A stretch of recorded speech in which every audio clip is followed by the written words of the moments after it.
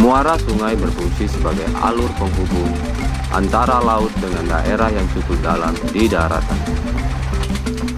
Permasalahan yang sering dihadapi adalah adanya sedimentasi dan abrasi di sekitar muara yang dapat mempengaruhi lingkungan sekitarnya. Pasang surut atau naik turunnya permukaan air laut yang disebabkan oleh pengaruh gaya gravitasi bulan dan matahari. Aktivitas nelayan Pulau Sicanang bergantung pada kondisi di mana hilir mudik air berjalan. Ketika kondisi air surut, mereka lebih cenderung menggunakan model perangkap seperti belat, jala, ambai, belajang, mencari kerang, dan remis. Beda halnya ketika kondisi air sedang pasang.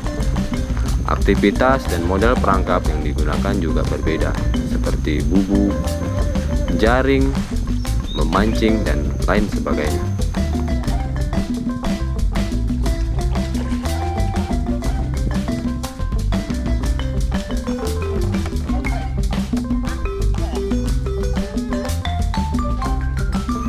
Penggunaan alat tangkap udang ramah lingkungan menjadi keharusan menjamin kelestarian udang di alam. Jaring lapis atau ambai, sebutan masyarakat setempat, merupakan salah satu alat tangkap udang ramah lingkungan dengan dampak terhadap lingkungan yang minim. Lebih baik dari trawl. Alat tangkap ini cukup efektif dan dapat dioperasikan dengan nelayan skala kecil dengan modal yang lebih rendah. Tiang-tiang pada aliran sungai berfungsi sebagai pacak-pacak untuk pengkait jaring agar berbentuk terowongan. Jaring-jaring yang berbentuk bulat memanjang diikat agar mulut jaring berbentuk bulat. Di kedalaman air sekitar 3-4 meter, jaring diikat menggunakan tali tambang.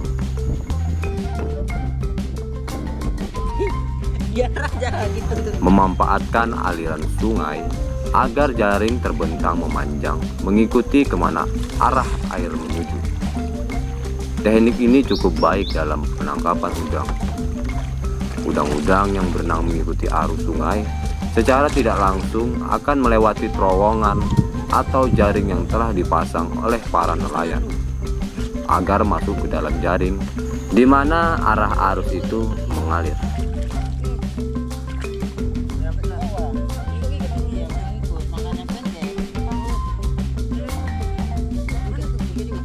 Pasang surut air sungai sangat mempengaruhi kegiatan ini.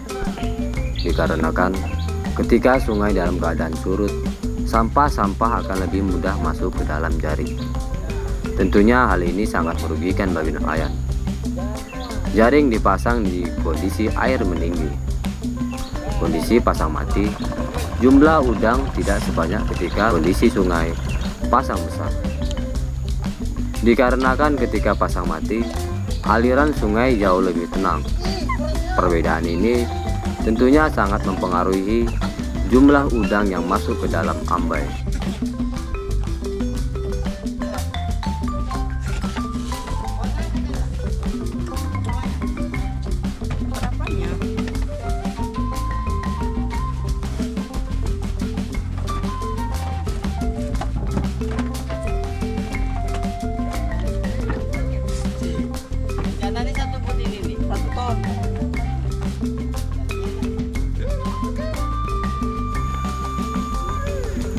Setelah pemasangan ambai selesai, ambai akan dilihat kembali setelah kelang waktu 1 jam lamanya.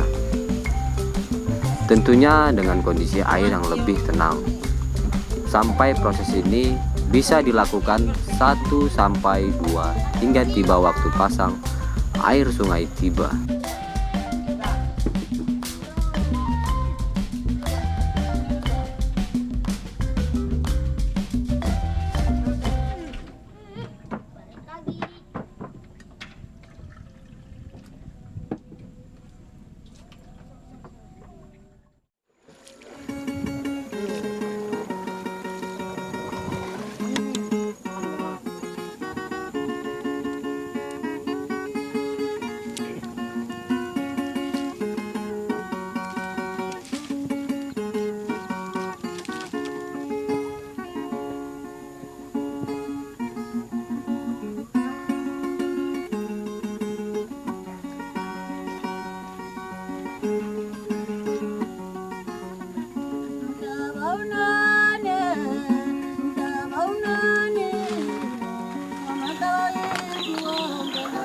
Tahapan terakhir dalam proses mengambai ialah memilih atau menyortir antara sampah dan udang.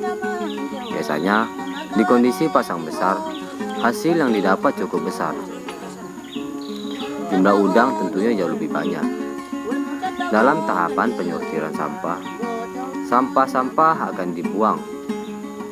Untuk udang yang laku dijual, akan dimasukkan ke dalam ember dan siap untuk diantar.